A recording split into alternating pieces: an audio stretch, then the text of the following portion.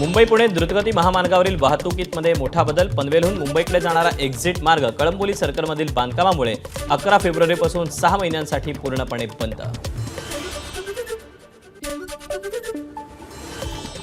बांगलादेशी घुसखोरांविरोधात मुंबई पोलिसांची कारवाई सुरूच. ठाणे, मानखुर्द, वाशीनाका, कळंबोली, कोपरखैरणे, पनवेल, कल्याण, मुंब्रा इथून 16 बांगलादेशी घुसखोरांना अटक.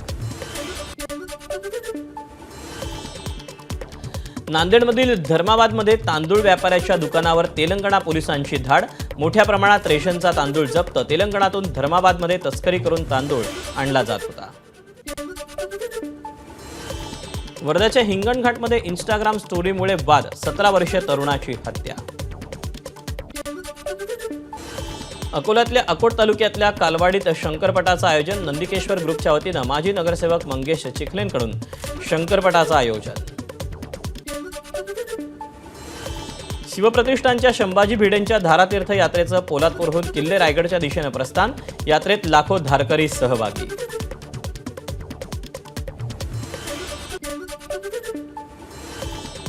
अंदमानातील पोर्ट ब्लेअरमधील स्वातंत्र्यवीर सावरकरांच्या पुतळ्याची दुरावस्था. महाराष्ट्रातील पर्यटक, अभिनेते शरद पोंक्षे, इतिहास अभ्यासक पार्थ बावस्कर यांच्याकडून साफसफाई आणि डागडुजी. प्रशासनाला लक्ष देण्याचं आवाहन. एबीपी माझा, उघडा डोळे बघा नीट.